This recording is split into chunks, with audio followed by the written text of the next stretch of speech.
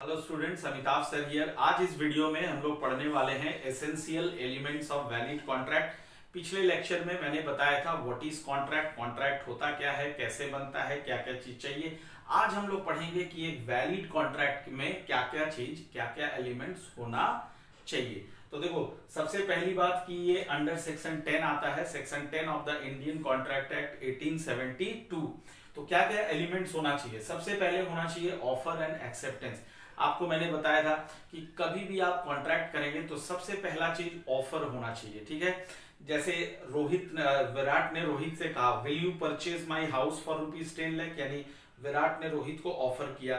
अब रोहित उसको एक्सेप्ट कर लिया। कैसे? बोला yes I will purchase your house for ₹10 lakh. तो ये एक्सेप्टेंस हो गया। तो पहला होना चाहिए ऑफर और उसका एक्सेप्टेंस। जैसे ही ऑफर एक्सेप्ट हो जाए क्या बन जाता है? एग्रीमेंट। और अगर वो एग्रीमेंट एनफोर्सेबल रहे, you know that becomes contract. इसलिए सबसे पहला एलिमेंट है ऑफर एंड एक्सेप्टेंस। दूसरा है फ्री कंसेंट। कंसेंट मतलब होता है सहमति। जैसे विराट ने रोहित से कहा था, will you purchase my house for ₹10 lakh, यानी विराट जो है वो रोहित पे ये फोर्स नहीं कर रहा था कि तुम्हें मकान लेना ही है, नहीं, वो सिर्फ उसका सहमति मांग रहा है कि विल यू, क्या तुम मेरा मकान खरीद सकते हो 10 लाख में? रोहित ने कहा यस आई कैन। तो अगर रोहित कहता है यस आई कैन, तो यानी वो अपना कंसेंट फ्रीली देता है, कोई फोर्सफुली नहीं है। और यही अगर विराट रोहित से कहता कि यार will you purchase my house for ₹10 lakh, otherwise I will murder you, और वो चुपके से कहता अगर नहीं, हाँ नहीं बोलोगे तो मार दूंगा, और फिर रोहित डर जाता है और वो हाँ कहता है, तब हम कहेंगे कि वहां पे फ्री कंसेंट नहीं है। और एक वैलिड कॉन्ट्रैक्ट के लिए कंसेंट कैसा होना चाहिए? फ्री होना चाहिए, बिना किसी दबाव के होना चाहिए। तीसरा, कैपेसिटी ऑफ द पार्टीज। अगर किसी को कॉन्ट्रैक्ट में एंटर करना है तो 3 कैपेसिटीज उसमें होना चाहिए। सबसे पहला होना चाहिए he is of the age of majority. और हमारे इंडिया में मेजोरिटी का एज हम लोग अटेन करते हैं 18 ईयर्स में, ठीक है। तो सबसे पहली बात कि वो 18 साल का होना चाहिए, उससे अधिक का होना चाहिए, उससे नीचे का नहीं। उसके नीचे का होगा तो उसको माइनर कहते हैं हम लोग। दूसरा, ही इज ऑफ साउंड माइंड, पागल नहीं होना चाहिए। वो साउंड माइंड का होना चाहिए, पागल नहीं होना चाहिए। कब? At the time of entering into the contract. He is not disqualified from contracting. इसका मतलब यह है कि सपोज करो किसी आदमी पे कोई केस चल रहा हो और कोर्ट ने उसके खिलाफ ये ऑर्डर पास कर दिया कि आइंदा आप कोई कॉन्ट्रैक्ट नहीं कर पाएंगे, तो फिर उस आदमी को हम लोग कहते हैं ही इज डिस्क्वालिफाइड। जैसे फॉर एग्जांपल कोई इनसॉल्वेंट आदमी है, तो अगर कोई इनसॉल्वेंट डिक्लेयर हो जाता है थ्रू अ कोर्ट, तो फिर वो कोई कॉन्ट्रैक्ट नहीं कर पाता है। तो ये 3 कैपेसिटीज आप में होना चाहिए before entering into a contract. फिर आते हैं कंसीडरेशन, मतलब होता है समथिंग इन रिटर्न। जैसे विराट ने कहा will you purchase my house for ₹10 lakh, यानी अगर विराट उसको मकान दे रहा है तो रोहित से क्या ले रहा है? 10 लाख रुपया वो ले रहा है।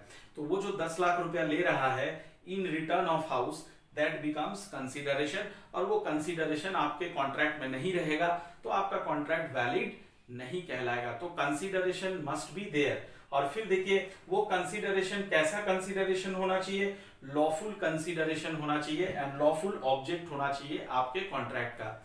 यानी अगर विराट ने कहा will you purchase my house, in return I will pay you, in return you will, in return I need some guns, for example in return I need some guns.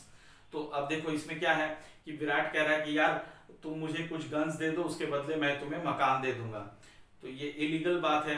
Guns अगर हम इलीगली किसी से ले रहे हैं तो ये consideration legal नहीं है। तो कंसीडरेशन क्या होना चाहिए? लीगल होना चाहिए। दूसरा, ऑब्जेक्ट। ऑब्जेक्ट मतलब होता है कॉन्ट्रैक्ट का सब्जेक्ट मैटर। कॉन्ट्रैक्ट का जो सब्जेक्ट मैटर है वो लीगल होना चाहिए। अब मान लो सपोज किसी मिस्टर ए ने मिस्टर बी से कहा will you murder my friend for ₹10 lakh.